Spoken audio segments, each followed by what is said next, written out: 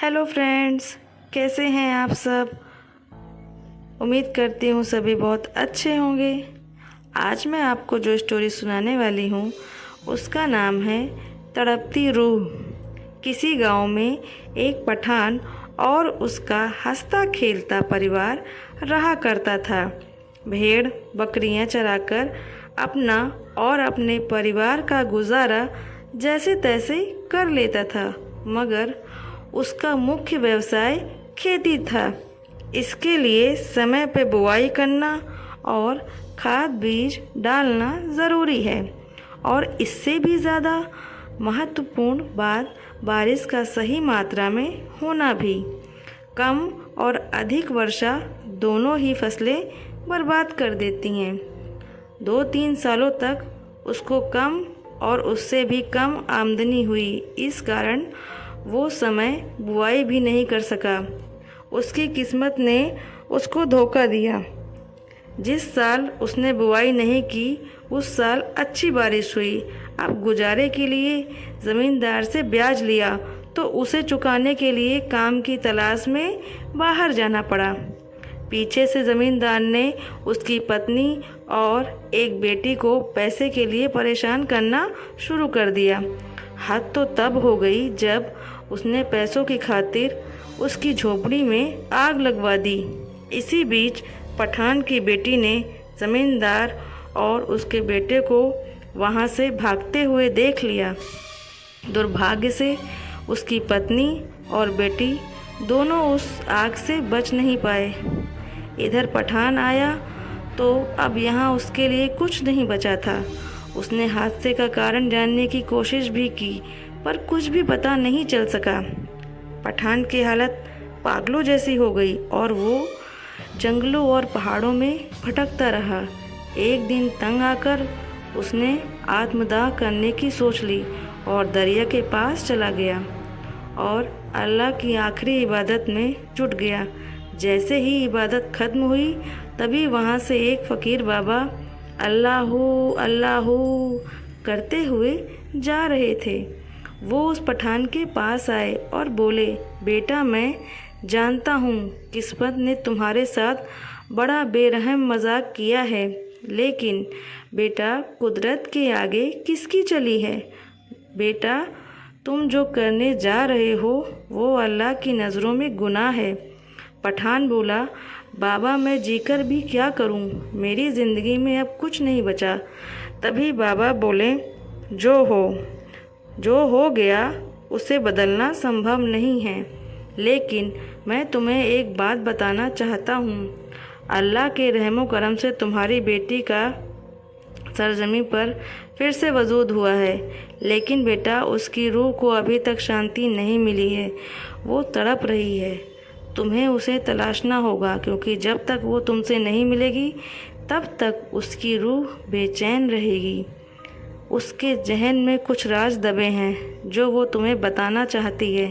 पठान बोला, बाबा इतनी बड़ी दुनिया में मैं उसे कहाँ तलाश करूं?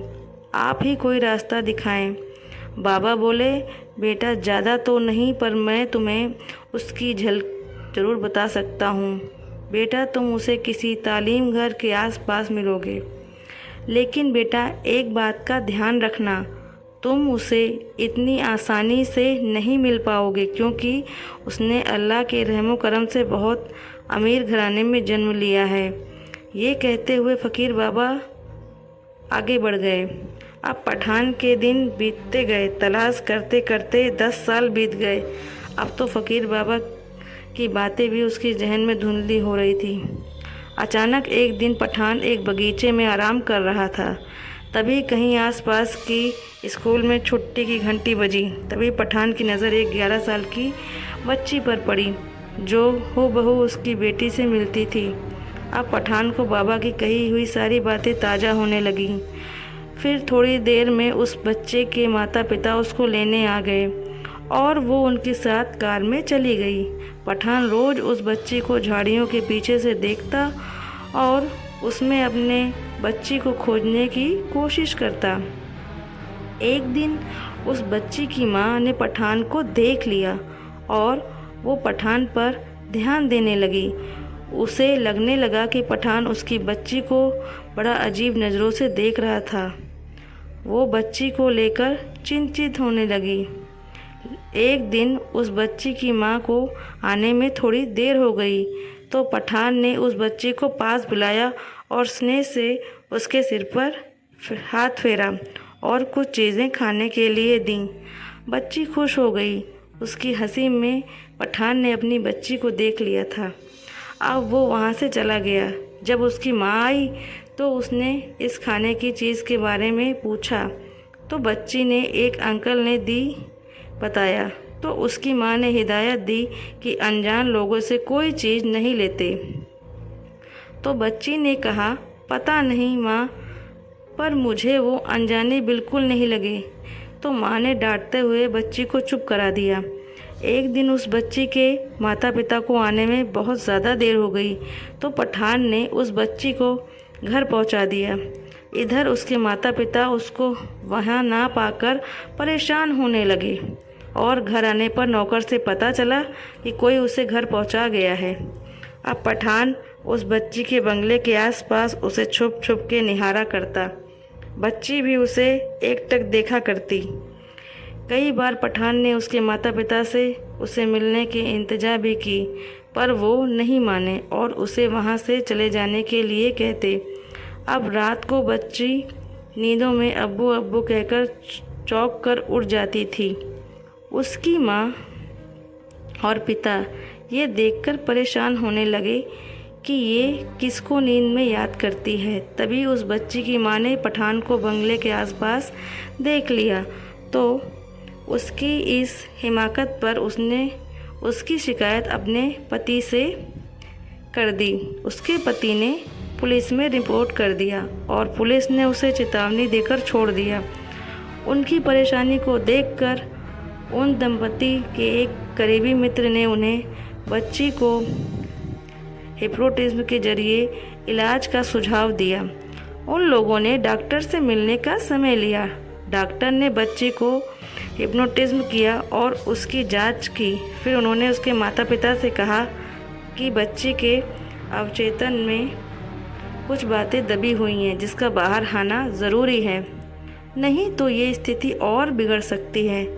तब उसके माँ पिता और ज़्यादा चिंतित हो गए।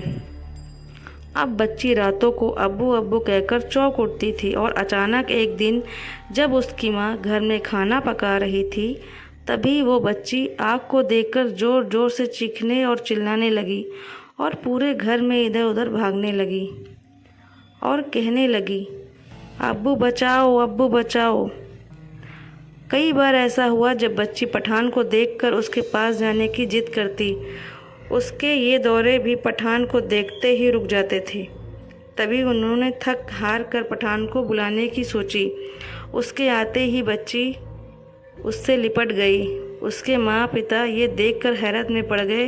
यह तो कभी इसे जानती तक नहीं और ये इसको ऐसे क्यों। तभी पठान ने अपनी बेटी की तस्वीर निकालकर उनको दिखाई और बोला, आपकी बेटी जब तक ठीक नहीं हो पाएगी, जब तक बच्ची उसके साथ उसके गांव नहीं जाएगी। कोई और रास्ता नहीं होने के कारण उस बच्ची के माता पिता ने पठान की बात मान लेने का निर्णय किया। गांव जाते ही बच्ची पठान को गांव की हर चीज़ बताने लगी। बच्ची के माँ और पिता हैरत में पड़ गए। ये तो यहाँ कभी आई ही नहीं, तो इसे ये सब कैसे मालूम। तभी गांव के लोग बच्ची को देखकर पठान से बोले, बेटा ये तो उस आग में। तभी बच्ची दौड़ती हुई अपने उजाड़ हुई झोपड़ी के पास गई और रोने लगी, अब्बू अपना घर तो जल गया था ना। तो बिल्कुल वैसा ही है। तभी पठान ने कहा, हाँ मेरी बच्ची, अपना घर जला है। तभी बच्ची सुबक सुबक कर रोने लगी और अपने अब्बू से बोली, अब्बू आपके जाने के बाद ज़मींदार और उसका बेटा यहाँ पर आए थे। उन्होंने हमारी झोपड़ी में आग लगा दी थी। मैंने उसे आग लगाते हुए देखा था पठान अपना आपा खो बैठा और कुल्हाड़ी लेकर ज़मींदार के घर की ओर बढ़ने लगा, लेकिन गांव वालों ने बताया कि ज़मींदार का पूरा परिवार एक सड़क हादसे में ख़त्म हो गया है। इधर वो बच्ची थोड़ी देर बाद फिर से रोने लगी और बेहोश हो गई। वो अपनी अवचेतन मन की अवस्था से बाहर आ गई और पठान को पहचानने से इनकार करने लगी, क्योंकि अब इस ज़िंदगी में वो पठान से कभी मिली ही नहीं थी और अपने असली माता पिता के पास चली गई। तो दोस्तों, कैसी लगी आपको ये कहानी हमें कमेंट में ज़रूर लिखना और हमारे चैनल को लाइक, शेयर और सब्सक्राइब ज़रूर करना। अगली स्टोरी के लिए हमारे चैनल पर बने रहें।